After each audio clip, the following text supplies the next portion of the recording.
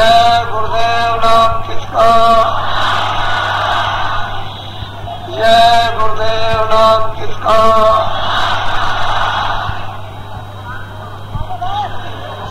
नर नारियों, बच्चे और बच्चियों, आज सारे हिंदुस्तान में विद्वान अविद्वान पहले दोनों क्रांति खुशियां मना रहे हैं कि ये धर्म की स्थापना का सूत्रपात था, जो समय पर भगवान राम के द्वारा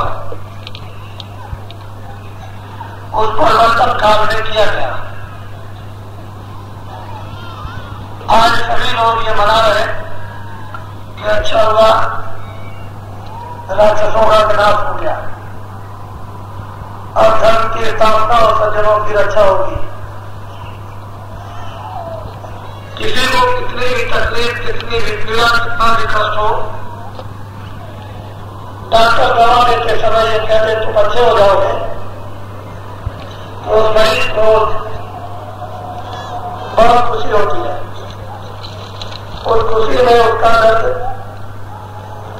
हल्का हो जाता है। चाहे डॉक्टर की दवा से वो दर्द दूर न हो, लेकिन उसे आशा हो जाती है कि दवा से दर्द दूर हो जाएगा और मैं अच्छा हो जाऊंगा। इसी प्रकार से समय काल परिवर्तन के समय जो हमको पीड़ा हो रही, उसकी एकमात्र दवा महापुरुषों के पास होती है, और उससे ये धीरज बढ़ाया जाता है कि वो वक्त और समय आएगा जबकि तुमको बीमारी की दवा मिलेगी और तुम अच्छे हो जाओगे। इस आशा में लोगों के चेहरों पर तकलीफ होते हुए मुस्कुराहट आ जाती है और आशा बढ़ जाती है कि मैं भविष्य में हर प्रकार से अच्छा हो जाऊंगा। यह बात सत्य है कि महापुरुषों का संकल्प कभी मिथ्या नहीं होता और उनके संकल्प का निशाना कभी चूकता नहीं। और संकल्प का जो निशाना बना लेते हैं वो साक्षात सदैव ही हमेशा खरा और सत्य उतरता रहा और भविष्य में भी ऐसा ही होगा। हम लोगों को जो शक्ति अवतरित अपने अपने हृदयों में होनी चाहिए, आपको उस शक्ति की प्रतीक्षा करनी चाहिए कि उस शक्ति का अवतार मानव के हृदय उस महल में हो जाए और वो महल रोशन प्रकाशमान हो जाए। ये हम लोग उन महापुरुषों की थोड़ी सी होशियारी के साथ और उनके शब्दों को ध्यान से सुने तो इसमें कोई चीजें असंभव नहीं, सभी चीजें संभव है और होती चली आई। मैं तुम्हें उस राम के इतिहास का थोड़ा सा एक संकेत देता हूं कि जब वो रामेश्वर और लंका में जाने का पुल बनाया जा रहा था तो वहां कोई मजदूरों का काम नहीं था और कोई वीर भक्तों का काम था, जिन्होंने समुद्र को पार दिया और पुल बना करके उतर गए। ये कोई मामूली काम नहीं था, ये मजदूरी का काम नहीं था, ये भक्ति का काम था।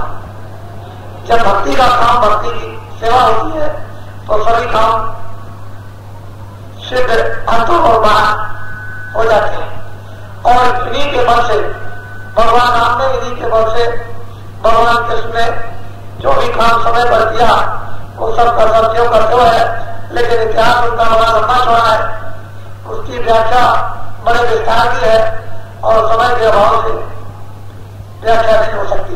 लेकिन संकेत में आपको ये बातें जान लेनी चाहिए कि ऐसा परिवर्तन में होता चला आया और होता परिवर्तन होते हैं।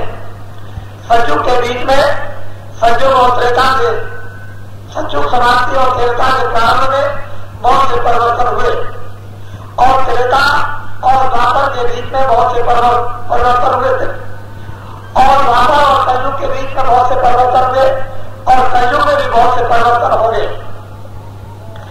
उन युगों के इतिहास का और महापुरुषों के उस प्रकार ज्ञान का वास्तव में सही सही लोगों के सामने रखा जाए तो क्यों करते हो, सबको समझ में आ जाता। लेकिन हमारे पास में आज क्यों उलझन है, इस पेट के लिए हम लोग दीवाने और पागल हो गए। ये मेरा पेट किस तरह से भरेगा, सारा ध्यान, सारी शक्ति, सारा धन और सारी सत्ता और सारा प्रेम, सारी मानवता केवल पेट पूजा के लिए इसमें विलीन कर दी। इसलिए महापुरुषों के समय समय काल और सारी शक्तियों के बचनों का हमको ज्ञान अब रह नहीं गया और न उसका ज्ञान हमको हो सकता है, उसके लिए समय लगेगा। महापुरुषों की बात तो अलग है कि वो क्षण में कुछ का कुछ करा दें, लेकिन वैसे ज्ञान नहीं हो सकता है। तो आप लोग सब के सब जो आपको सत्संग ऊंचा से ऊंचा मिलता है उसको बराबर आप अपनी दृष्टि को उस पर जमाए रहें और तीनों चीजें बराबर याद करते रहें। उन तीनों चीजों का बराबर इस्तेमाल करें, व्यवहार में जाए। एक तो भजन, दूसरा ध्यान और तीसरा सुमरन। ये तीनों चीजें अपनी प्रतिदिन कार्य में निरंतर होनी चाहिए।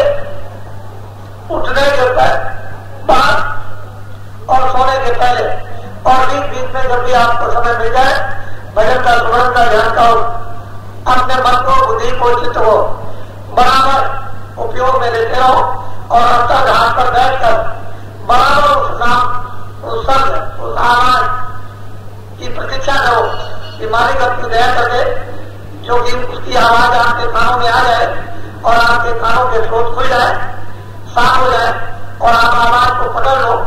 वो आवाज में शक्ति का आधार आप स्वयं बन जाओ। वो तो शक्ति है ही, लेकिन आप में भी वो शक्ति का संचार उसी प्रकार से हो जाए जिस तरह में बिजली नहीं है, प्लग लगाने पर बिजली आ जाती है। इसी तरह से जीवात्मा में शक्ति नहीं है, लेकिन उसके स्रोत खुल जाएंगे तो वही शक्ति का संचार मालिक के शब्द द्वारा आप में हो जाएगा। इसी तरह से दृष्टि में यहाँ हमारी बंद हो गई, ध्यान के समय मन को, बुद्धि को, चित्त को बराबर उपयोग में लो, काम में लो और बराबर ध्यान कर उसको उस सूरज जीवात्मा के दृष्टि के साथ लगाए रहो, जिससे उसका स्रोत यानी आंख उसकी खुल जाए और उसके अंदर वो प्रेम और नूर सामने प्रकट हो जाए और पीने को नहीं मिल जाए तो फिर क्या शक्ति की फिर कमी होगी, उस ज्ञान की फिर क्या कमी हो सकती है। सब कुछ मिल जाएगा, लेकिन जरा सा भी हम इधर कुछ चूक हो जाएंगे और भूल जाएंगे उन सब चीजों को तो बहुत मुश्किल हो जाएगा। अपना आधार प्रारंभ से लेकर और अंत तक बराबर ये बना रहना चाहिए।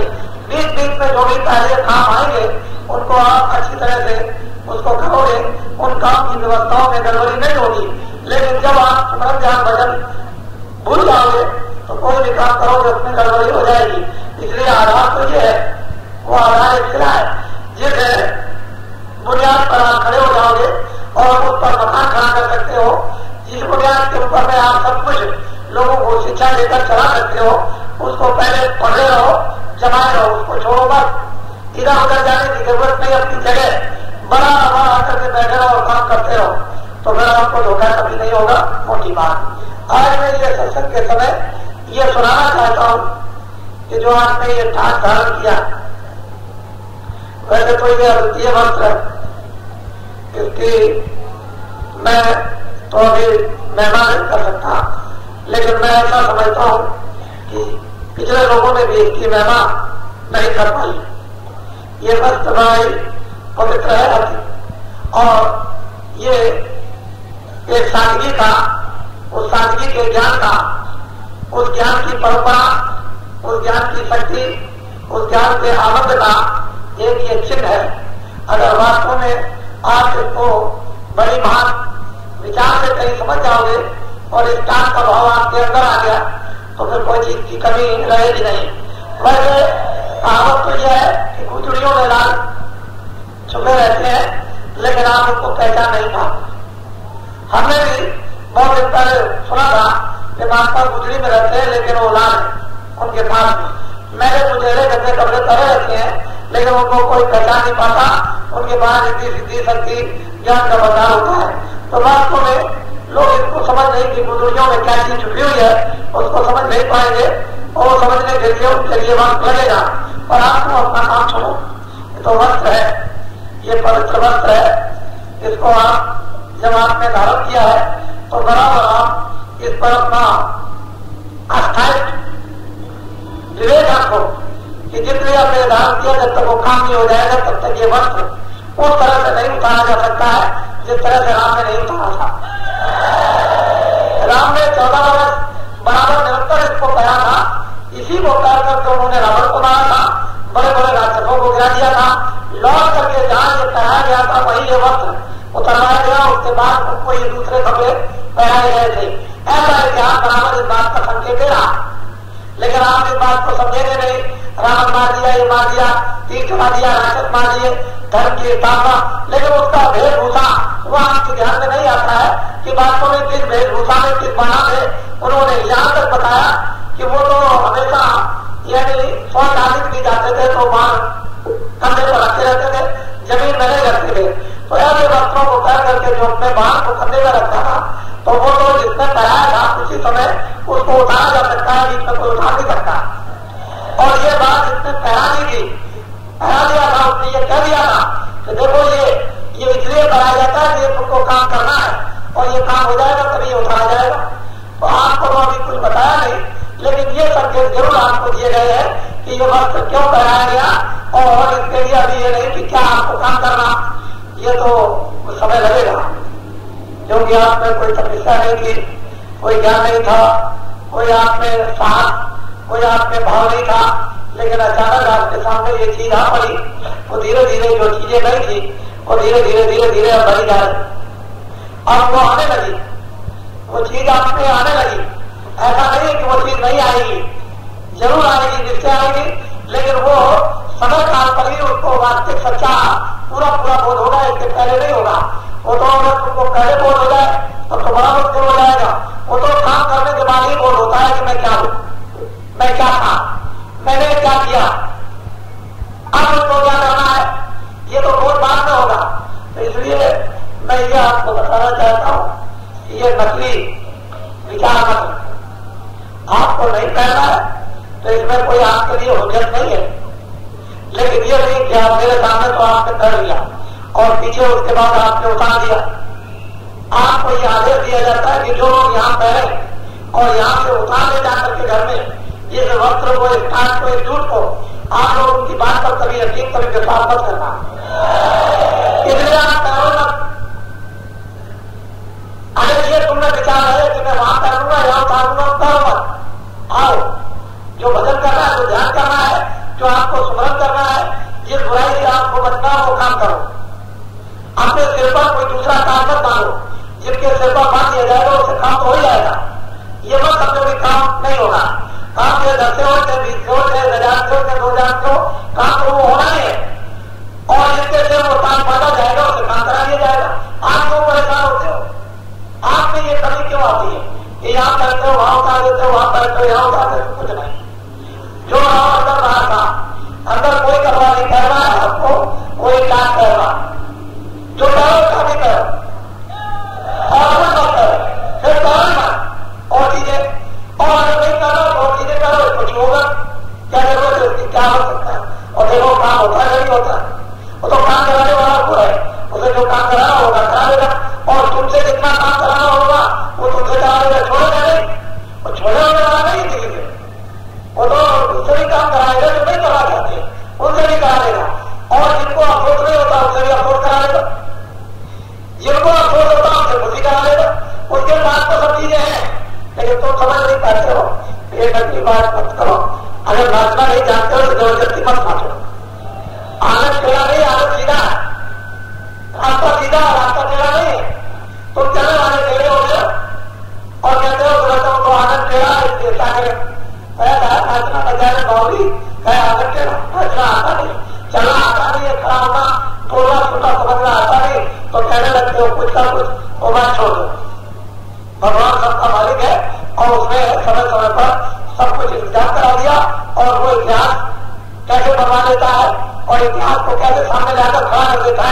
ये उसको सब कुछ मालूम है, और वैसे ही लोग आ जाते हैं।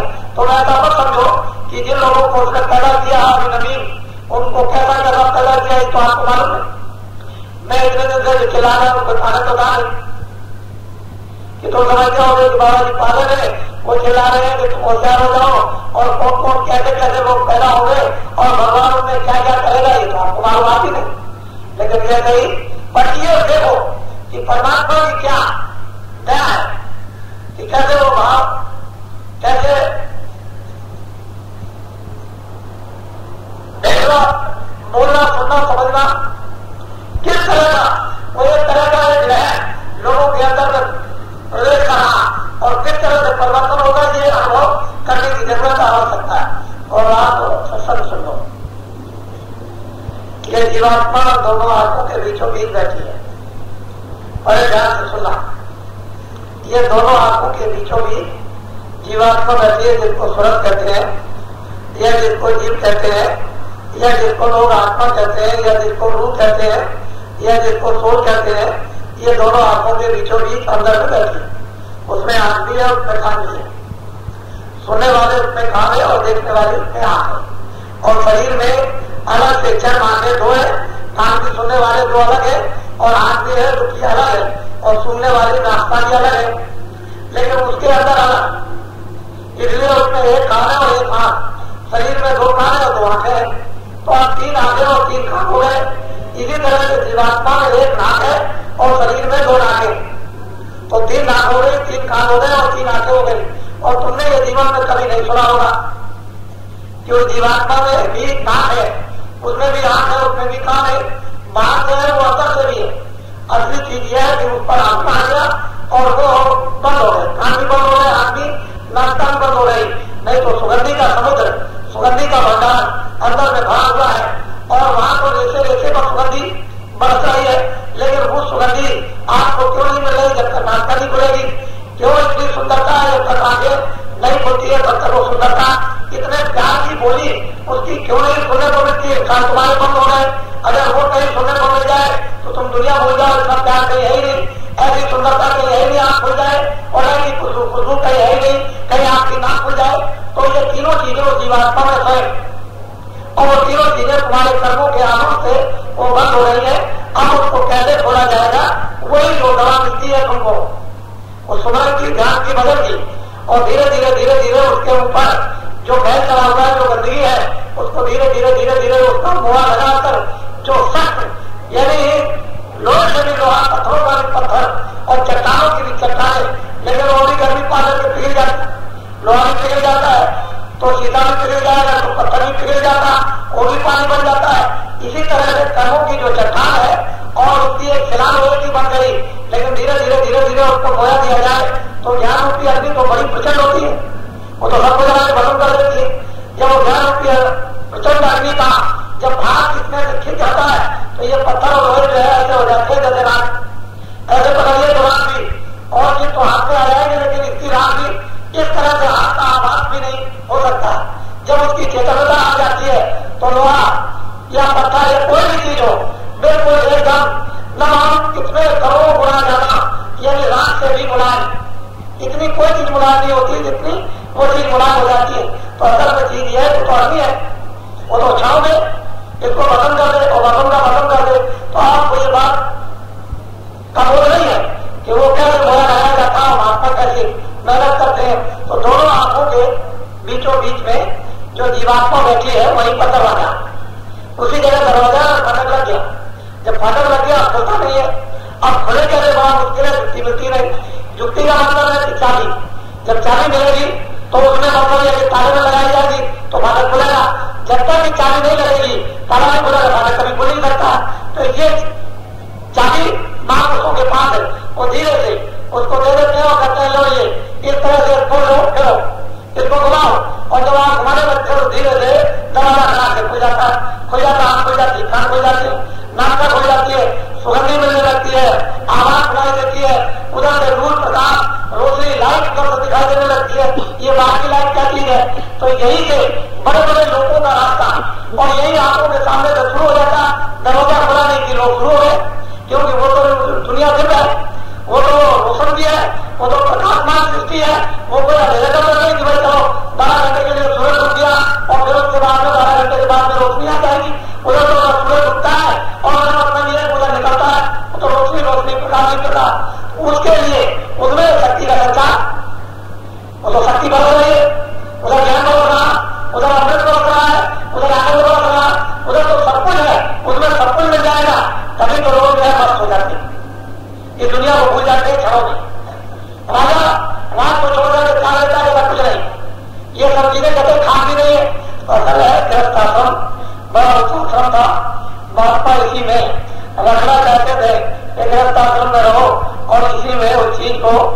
तुमने कर्म करके प्राप्त कर लो, क्योंकि कर्म का भार दूसरे का तुम्हारे ऊपर में लेन देन का नहीं करेगा।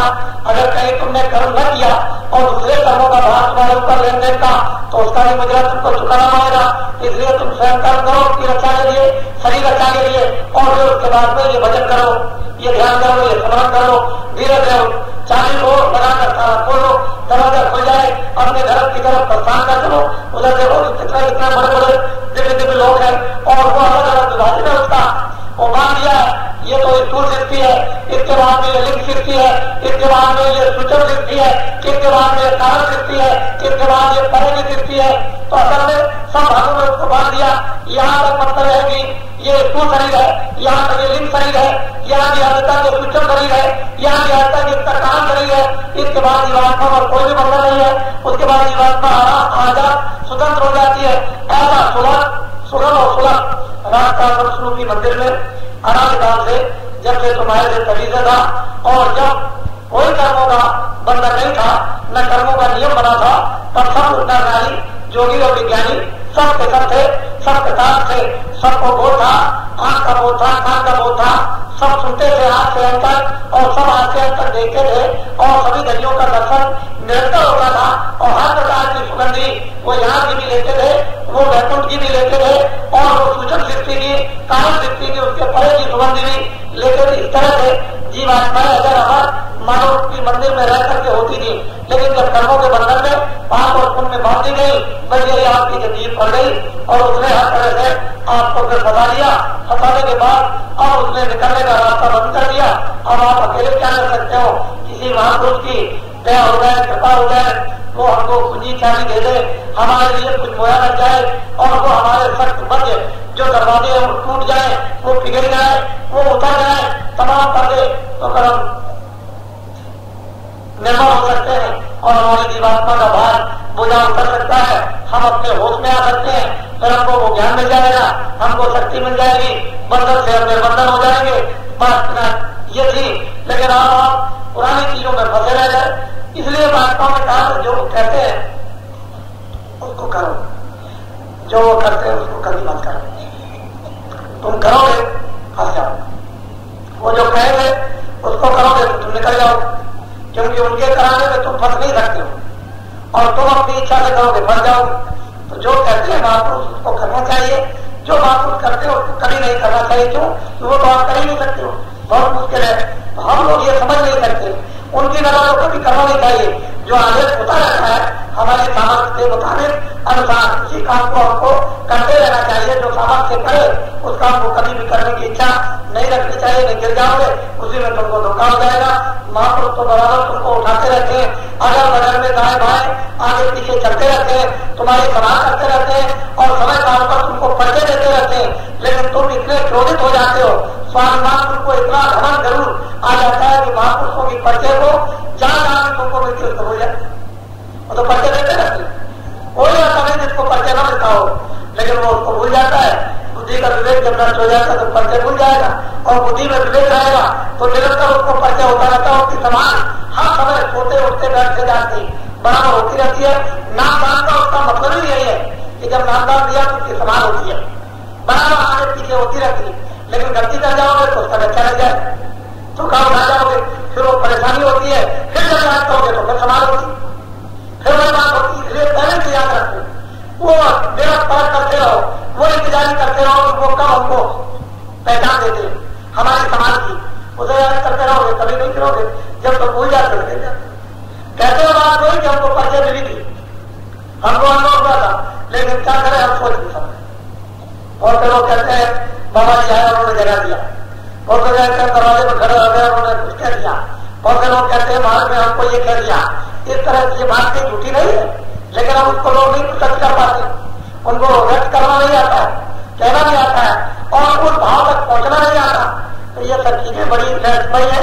लेकिन आगे पीछे ऊपर नीचे दाएं बाएं बराबर तुम्हारे अंग पर रहते, पीछा नहीं छोड़ते। तुम ऐसा समझो कि पीछा छोड़ देंगे। अरे कभी तुमने देखा है कि गाय का बच्चा जाता है, गाय पीछे पीछे भागती है, बच्चा नहीं रह जाए तो गाय तड़पती है, बच्चा चला जाएगा तो मां उसके पीछे पीछे चली जाए। पहले ये देखो, कम से कम समझो तो उसके लिए, लेकिन वो कभी जब तक बच्चा हो जाए तब तक ये कुदरत का नियम है कि माँ बच्चे के पीछे पीछे चलेगी।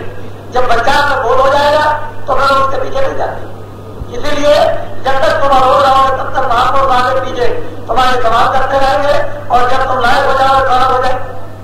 तो ये बात अब तुमको सोचनी और समझनी पड़ेगी। हमेशा तुमको मतलब बच्चे की तरह जब नहीं रहना। इतना सुनाया समझाया मेहनत की तुम्हारे लिए आगे और पीछे, और तुम अभी तक अबोध बने रहे और उसको पढ़ा और निगम न सके तो फिर क्या कर सकता बात? तुमने सुना क्या? उसको समझा क्या?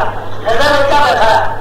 ये सब चीजें वास्तव में हमारी पकड़ की थी और हम उसको बोलते रहते हैं जरा जरा की बात। इसलिए गरुड़ भगवान जो घमंड है वो बुद्धि को नष्ट करता है, शरीर को व्याकुल कर देता है, फिर न मन लगेगा न चित्त लगेगा और फिर सत्यता को समझ भी नहीं चाहो पाओगे।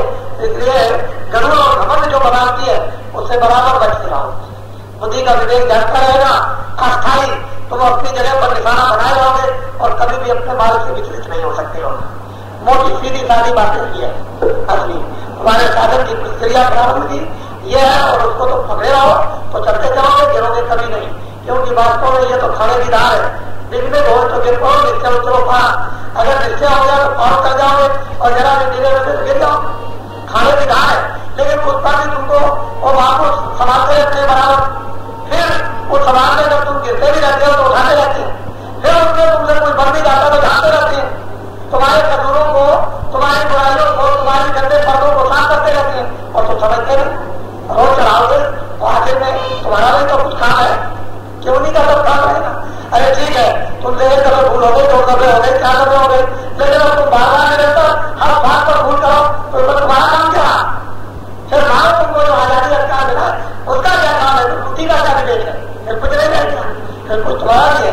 उनका जो है तो है अपना काम करते ही है, वो तो सर्वदा करते रहेंगे, करते हैं बराबर नहीं करते रहेंगे, कैसे काम चलेगा?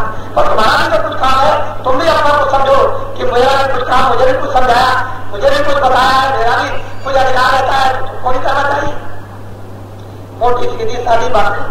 तो ये होली का एक ऐसा त्योहार आता है कि हम लोग पहले समय में ये सभी चीजें नहीं खेला करते थे। ये कूड़ा कचरा पहला ये नहीं फेंका करते थे। कूड़े कचरा पहला जो अंदर रखा हुआ है इसको बाहर निकालते थे। ये कूड़ा कचरा बोरी का नहीं कि तुमने ये उठाया बोरी वाला और तुमने दूसरे के ऊपर मार दिया, ये नहीं।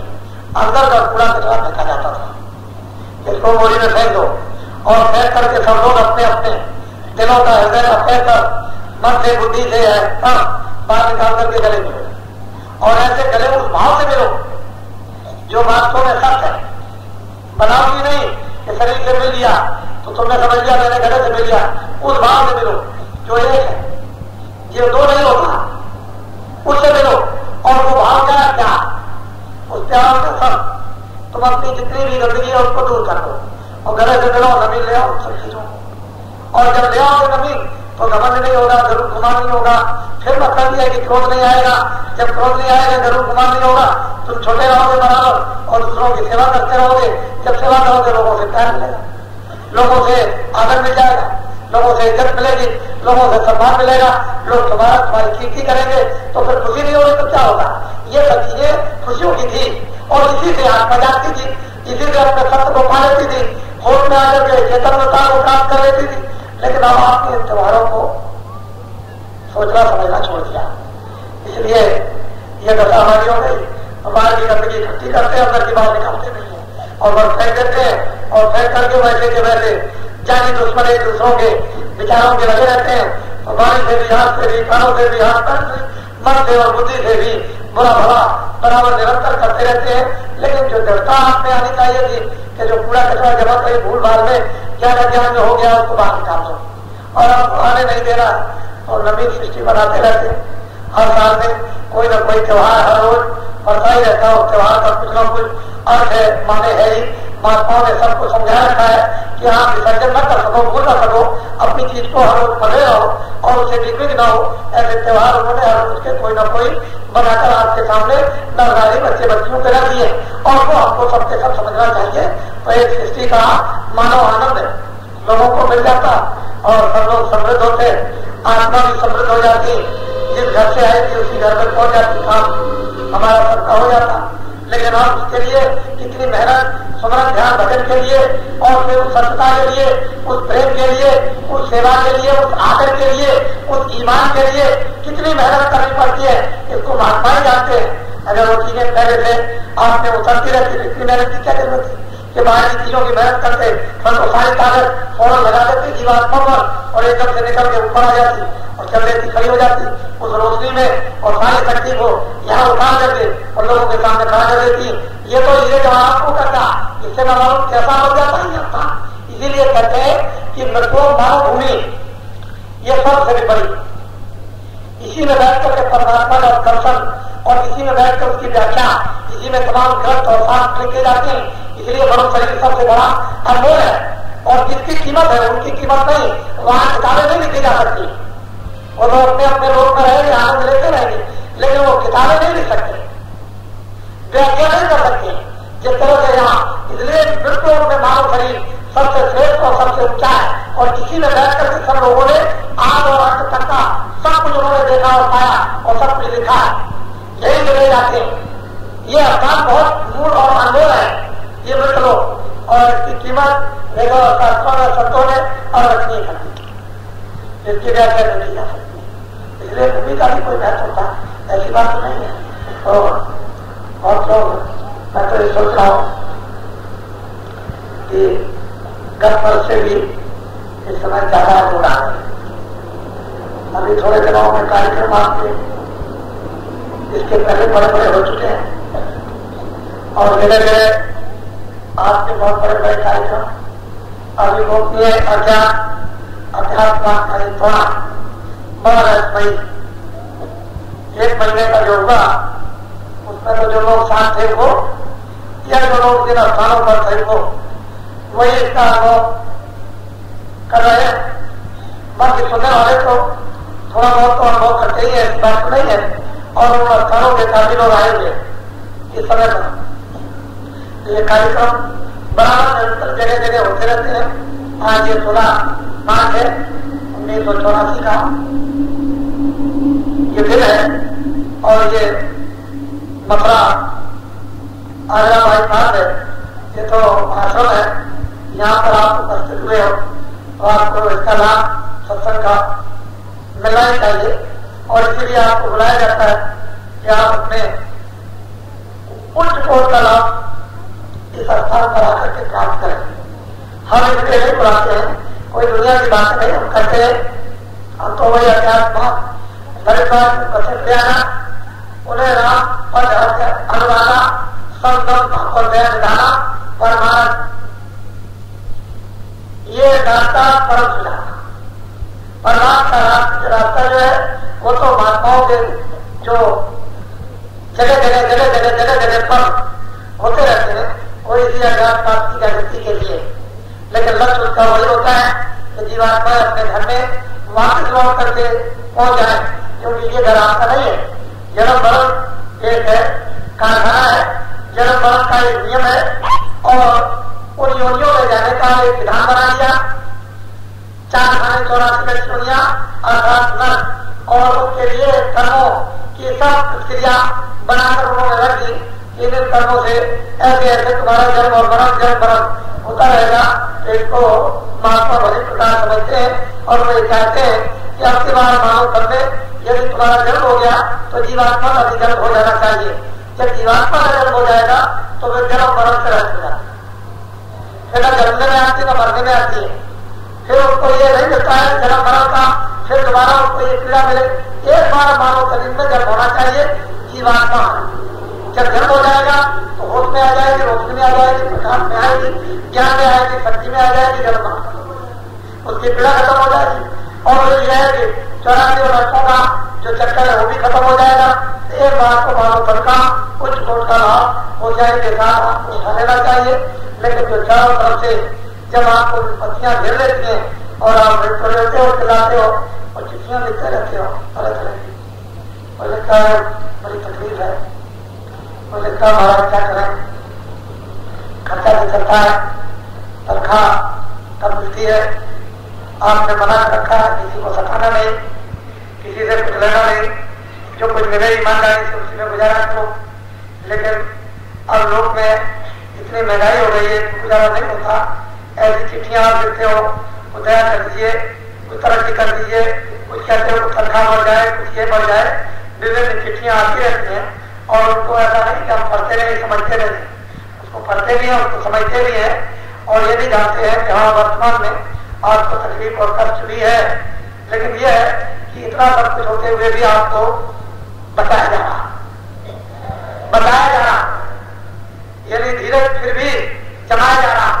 लेकिन बहुत से लोग इस वायुमंडल में सत्संग के नहीं है, वो तो क्षणों में धीरज तोड़ देते और वो अपने शरीर को, अपने ईमान को, अपनी सत्यता को, अपने सब बाल बच्चों को इस पेट के लिए बराबर भेज देते हैं। फिर तो लिखी जाता है। तो ऐसा नहीं है कि इन परेशानियों को बाबा जी समझते नहीं है या बाबा जी के सामने आती नहीं है।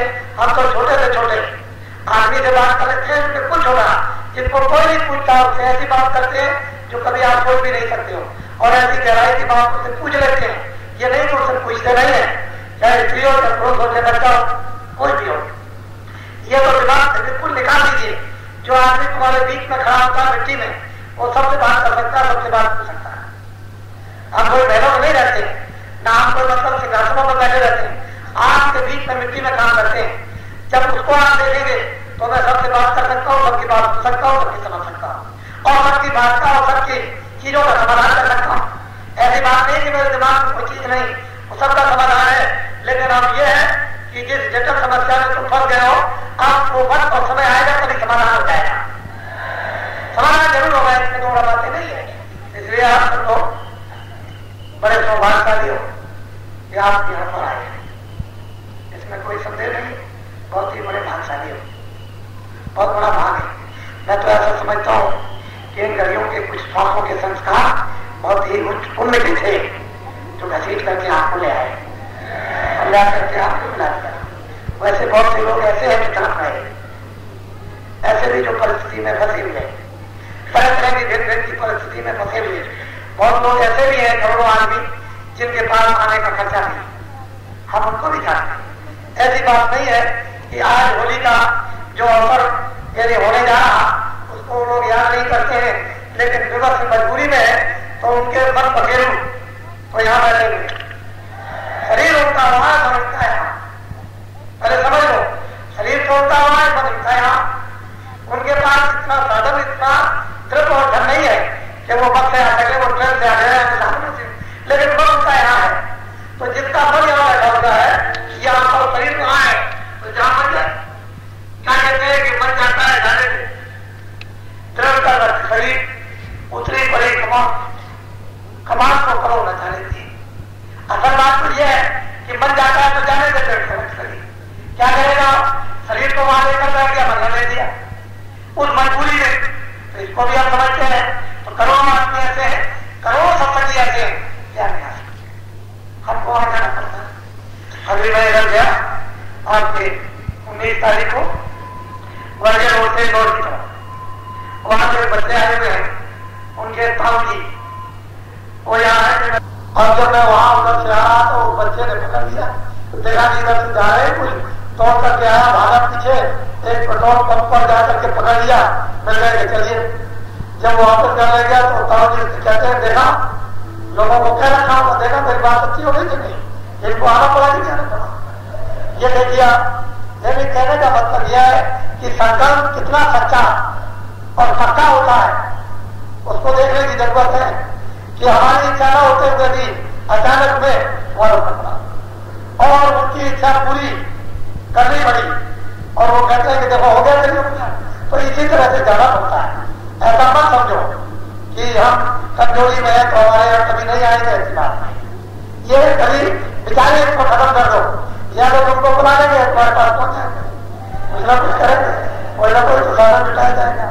तो ये बड़े उम्मीद और पवित्र तुम्हारे इन घड़ियों और पासों के भाग हैं जो आप यहाँ पर गए पुराने उपस्थित हो गए, एकत्रित हो गए और जो जो बातें आपको समझाई जाए उस पर बराबर पूरा अमल करो। जो आपको आशीर्वाद मिलेगा वो तो सामूहिक मिलेगा, उसको घबराने की जरूरत नहीं है। पहले आशीर्वाद का आप ध्यान रखो। जो आपको दिल्ली में 24, 25, 26 अक्टूबर 83 में दिया गया था, कितने लोग वहां पर गए थे, वो दिया गया था, उसका तुम अनुभव कर लो। कि वो आशीर्वाद फला फूला कि नहीं। इसी तरह से एक चीज का अनुभव करते चले जाओगे कि वो आशीर्वाद और उसी प्रकार से आपको आशीर्वाद मिलता चला जाएगा। लेकिन आपको वो सब चीजें ध्यान में रखनी चाहिए, बराबर। और वो प्रभु के आशीर्वाद का एहसास अपने को निरंतर उसके उस आशीर्वाद का गुणगान गाते रहना चाहिए। अरे भाई तुम तो भाई हो, राई का पर्वत करते क्या मानो, तुम तो करो कल से क्या बना दे। अरे जिसमें कुछ नहीं है उसको सूरज बना दे, वो चपटा सकता है, उसमें तो मालूम कितनी बुझाए, कितनी उसमें आंखें, तुमको तो ये बात मालूम नहीं कि क्या करेगा क्या नहीं करेगा। तो यही बात सोच करके उसके गुणगान, वो जो अंदर में उसका नाम मिल गया, उसका रूप मिल गया, उसका स्थान मिल गया, उसकी आवाजें आपको मिल गई, निरंतर उसका गुणगान करते रहो। और मैं बराबर उसी के लिए आपको भरसक कोशिश करता रहता हूँ कि आप उस पर विश्वास कर लो, तुम्हारे चित्त में बस जाए, तुम्हारे मन में बस जाए, तुम्हारे दृष्टि में बस जाए, तुम्हारे अंदर उतर जाए, तुम्हारी आंखें खुल जाए, तुम्हारे कान खुल जाए, तुम्हारी नाटका खुल जाए, तुम्हारा फाटक टूट जाए। तो मैं यहाँ से चल दो, बराबर कोशिश करता रहता हूँ, उससे प्रार्थना भी करता हूँ, दया करते रहिएगा, दया हो रही कोई समझेगा।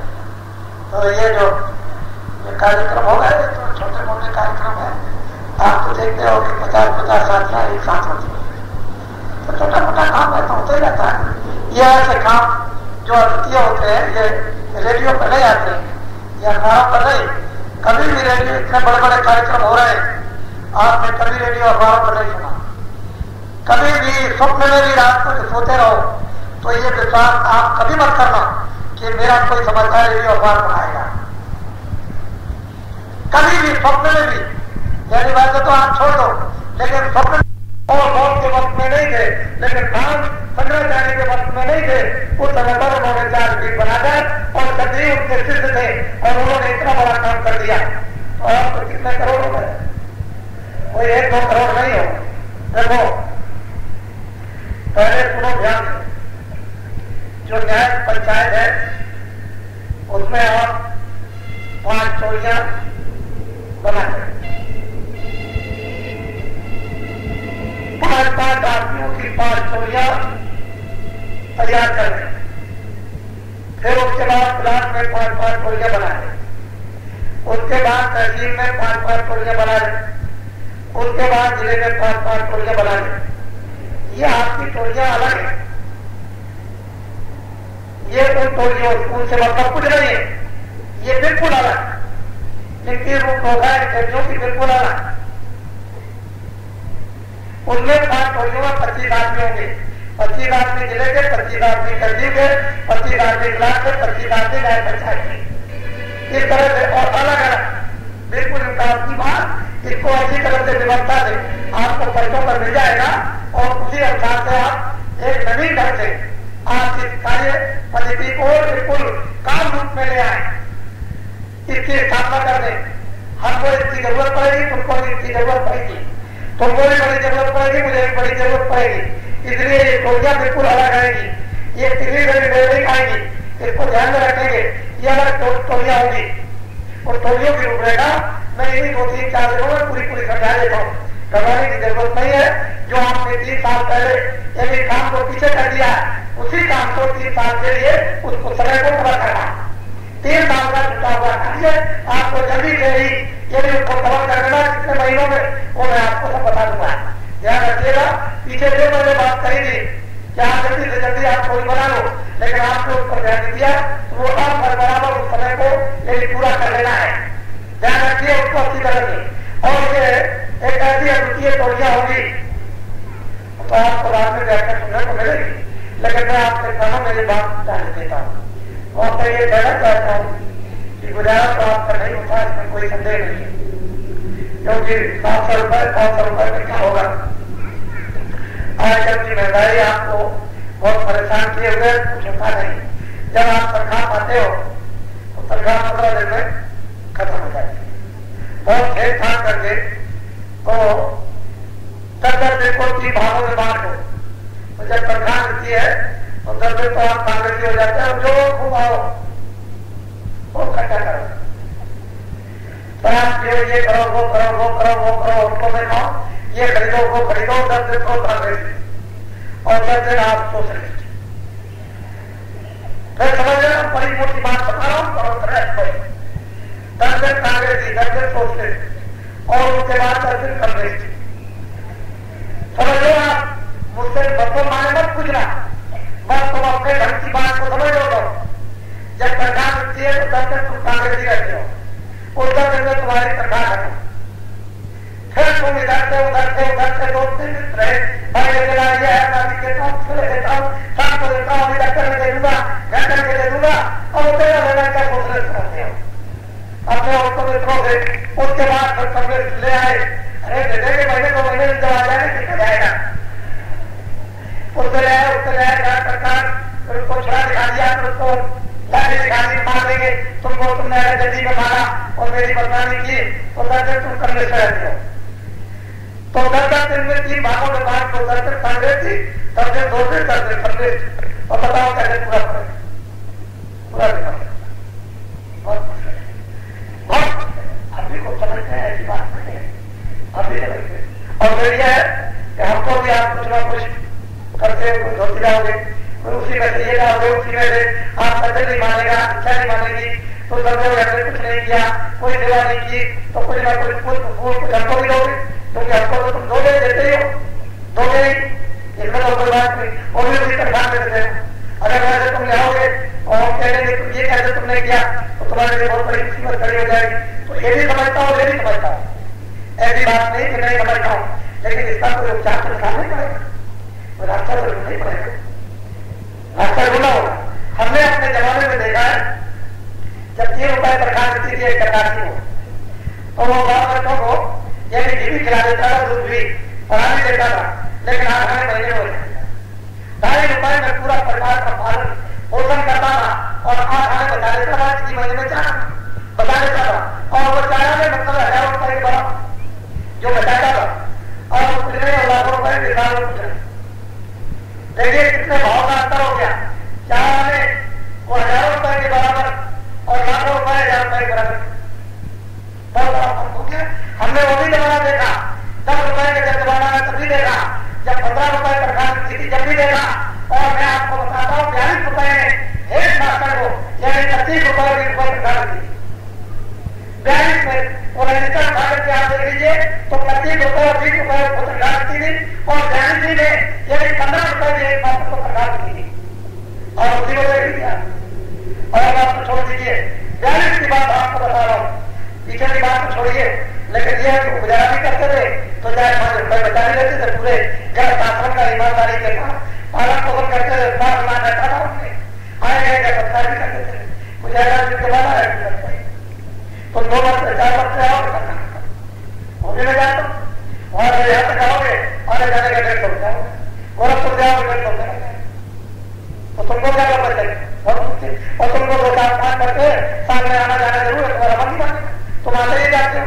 एक बहुत बड़ी परेशानी खड़ी है, आश्चर्य बात है, अलीगढ़ से और अमृतसर का ये 2.5 रुपया रखा था, अभी कोई 2.5 रुपये की बात नहीं, ये भी अंग्रेज जब जाते जाते तो ये 2.5 रुपया रखा था, और बात तो छोड़ दीजिए कितना लगेगा, तो ये भी सब समझ जाए, उसका पूरा अनुभव है, ऐसी बात नहीं है। और आगे जो आएगा उसका भी अनुभव कर रहे, और सब विचार के साथ में बहुत आगे की बात को अच्छी तरह से ध्यान में रखेंगे, और जो कुछ है उसको आप उसमें नहीं, उसमें तो आप चक्की में घिसी रहे हैं, लेकिन आगे की भी बात आपकी समझ में आ जाएगी, धीरे धीरे सब चीजें समझ में आती है।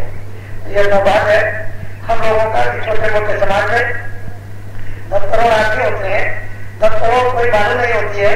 देखिए बाबा जी जो दरगाह पीठ है उससे तो कोई काम दिए नहीं, काम तो लेने का समय आया, हम काम लेकर के आपको दिखा देंगे, करा के वो तो यही कहते रहे कि हमने कोई काम नहीं दिया, और अब काम जब आएगा तो दिखा देंगे काम लेकर कि 10 करोड़ आदमी क्या काम करते हैं, वो तो देखने को आपको मिलेगा। लेकिन हमने कोई काम अभी तक नहीं दिया, कोई आदमी सोचता है बाबा जी ने कोई काम दिया, कुछ नहीं, हमने काम लेने का कोई विचार नहीं किया था, लेकिन हाँ तो मेरा विचार बन जाएगा काम लेने का, तो देखे 10 करोड़ आदमी कैसे काम नहीं करते, तो काम दिखाएंगे। और कामदारी तो नाम है, और कामदारी तो आराम है, और काम की तो कीर्ति है, और काम नहीं कुछ है, और काम के सामने आएगा। तो आप सुबह जरा जल्दी उठिएगा, क्योंकि कल आप सभी लोग यहाँ पर वृत्ति होगी बड़ी लक्ष्य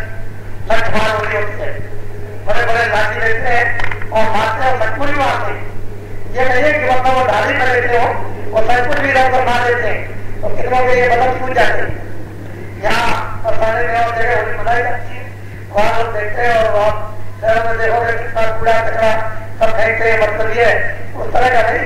लेकिन आज जिस तरह से होली लोग खेलते हैं, हम लोग प्रेमी आसन में सब लोग मिलजुल करके प्रेम से खेलेंगे और एक दूसरे में बधेंगे। कल होगा थोड़ा सा जल्दी उठिएगा और गले की इतनी जल्दी काम मत कीजिएगा और वो जब कहा जाएगा तब आप शुरू कीजिए, उसका आनंद लीजिए। अभी तक तो आपने ऐसा किया कि जब जब आपकी तबियत आई तभी आपने कर दिया तो वो आनंद नहीं मिलता था। वो तो जब बहुत कुछ सुन लीजिए, सुनने के बाद फिर उसके लिए तैयार होइए और तैयार होने के बाद फिर उसका आनंद लीजिए, तब तो वो ठीक रहता है। नहीं तो बड़ा मुश्किल आप उठेंगे और इधर में थोड़ा सा जो नए लोग आए हुए हैं वो थोड़ा आराम भी कर लेंगे कर जाएगी और वैसे आपकी थकावट तो उतर ही गई। थकावट तो आपको है ही, क्योंकि अगर थकावट आपको होती तो आप आते हैं, थकावट तो आप उठा करके आए। अब तो मतलब ये है कि बिना थकावट के हो तो कोई ऐसी बात नहीं किसी तरह की।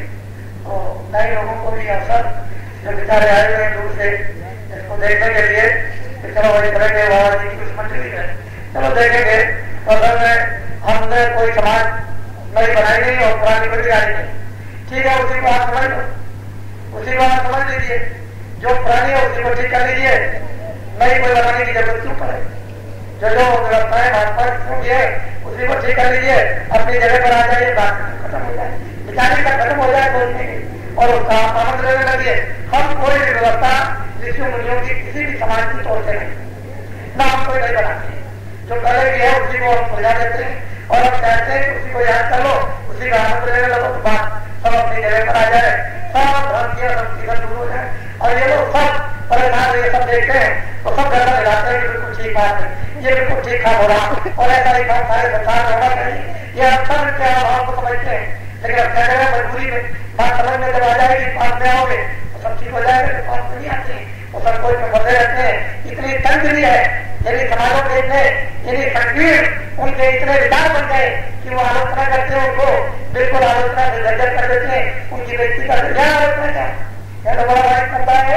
इसमें आलोचना किसी के साथ करती नहीं, उनकी आलोचना आवाज नहीं जाती है, क्या करें कुछ नहीं कर सकते। इतना बड़ा दायरा बना लीजिए कि किसी की आलोचना तुम्हारे ऊपर कोई असर करे, वो एक आलोचना करेगा तुम 10 रुपये 1000 समर्थन करो, बात करोगे सत्ता का समर्थन भी तो कोई समर्थन है।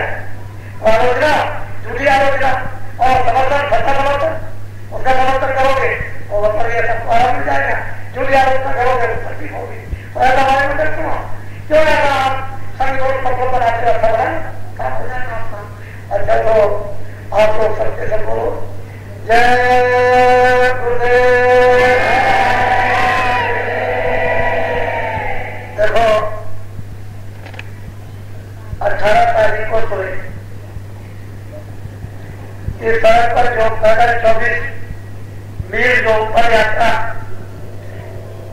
करेंगे बर्फ के लिए वो बिना चंबल बढ़ाने को जाएगा नहीं।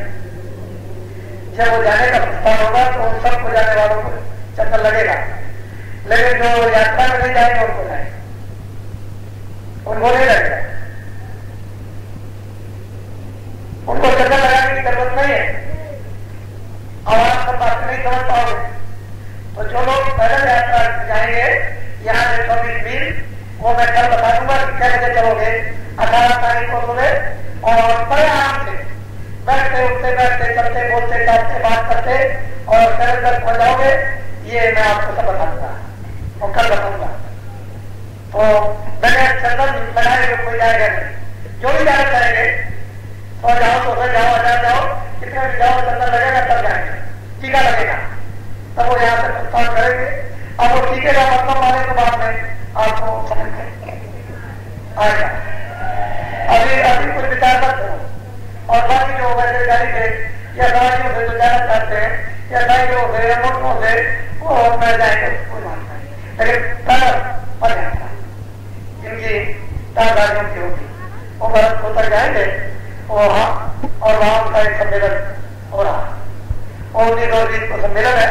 वैसे मैं तो सम्मेलन में वहां रहूंगा क्योंकि मैं नहीं रहूंगा तो आशीर्वाद का मिलेगा, वो तो आशीर्वाद देना ही है तो वहां उसका आशीर्वाद उनको मिलेगा।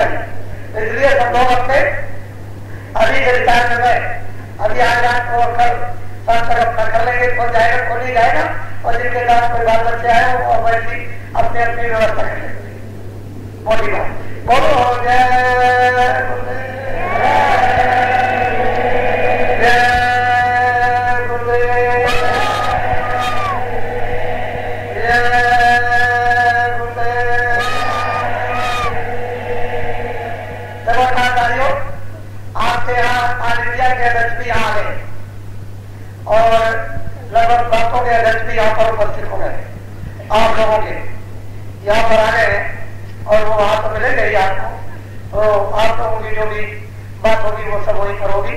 यहाँ पर आपको सत्संग मिलेगा, वहां वो सब कुछ मिलेगा। और जो लोग वहां सीधे पहुंच रहे हैं वो लोग सीधे वहीं जाएंगे उसी जगह पर, यहाँ भी उनको क्या जरूरत तो सीधे वहीं पहुंचेंगे और पैर पे समय पहुंच जाएंगे। तो वहां बहुत उपस्थिति होगी और छोटी उपस्थिति वहां पर नहीं होगी, बल्कि में बहुत बड़ी 19-20 को उपस्थिति होगी। वो तो तुमको आंखों से देखने को ही मिलेगा, तब उसका अनुमान कीजिएगा। जय गुरुदेव। फिर बोलो, देखो भाइयों, ये ऑल इंडिया में शोर मचा हुआ है, भरतपुर का। ये छोटा मोटा शोर नहीं है, समूचे भारत में शोर भरतपुर का मचा हुआ है। अब आपको ये सोचना है कि कोई भी रेडियो, कोई भी अखबार, ये देखिए आपकी जिसमें नहीं कोई समाचार, कोई सूचना नहीं है, लेकिन भरतपुर की सूचना आ रही है। देख लीजिए, इसी से आप सोच लीजिए ये सब जगह सूचना है, तो बात है ऐसी बात नहीं तो है। जय गुरुदेव। अच्छा है बात, जो यात्रा में जब मैं गया था 1 महीने के लिए, जो लोग आए होंगे उस यात्रा में थे, जो लोग उन लोगों की तलाश करेंगे और उन लोगों से मिलेंगे और बातचीत, और जो लोग वहां के आए हुए हैं वो आप लोग उन लोगों को पहचानते हो, उन लोगों को आप ढूंढ लेना, तलाश कर लेना। और मैं जानता ही भी आपको मिल जाऊंगा वहां उनका रहता हूँ आपके बीच में, आप उसको भी बता देना कि मैं एक स्थान था, मुझे भी याद करा देना मेरे सामने। जब आ जाओगे तो याद करा देना, मैं उसी समय समझ जाऊंगा। आप इधर उधर छुपे रहोगे तो ठीक नहीं है, सामने आओगे तो अच्छा रहेगा, बता देना। बहुत अच्छी बात आपने वैसे दी है, मुझे बहुत बड़ी खुशी है, बड़ी प्रसन्नता आपको तो है ही, लेकिन मुझे आपसे भी ज्यादा प्रसन्नता है कि आपने कम से कम जो बातें वहां बताई गई उसको आपने सुना और विश्वास किया और यहाँ आए, तो छोटी चीज नहीं है। यहाँ आपको जो बातें बताई उससे बहुत बड़ी चीज मिलेगी। जय गुरुदेव। अब जो कोई बाकी रह गए होंगे सारी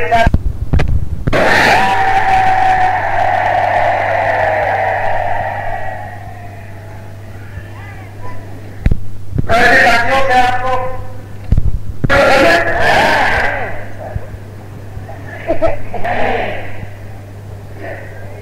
हमारे किसी को लड़की है, अपनी लड़की को कुछ भी दे सकता है, तो अपनी लड़की के लिए तो कोई भी बात दे सकता है, उसको कौन हो सकता है, उसके पास भाई हो, उसके पास हजारों और 3 साल कुछ भी कर सकता है, लेकिन कोई जबरन तो बात नहीं, एक सीधी चीज है। और जितने 20 साल तक साला पोसा तो उसकी माँ उसका पिता इसका कुछ तो करते ही, ऐसा तो नहीं है कि उसको वीरान में छोड़ दिया, ऐसी बात नहीं। जो उनके ऐसा शक्ति उनके हृदय में जो रहता है, जो परिवार में अपने घर में होगा वो करते हैं। बोलो जय गुरुदेव।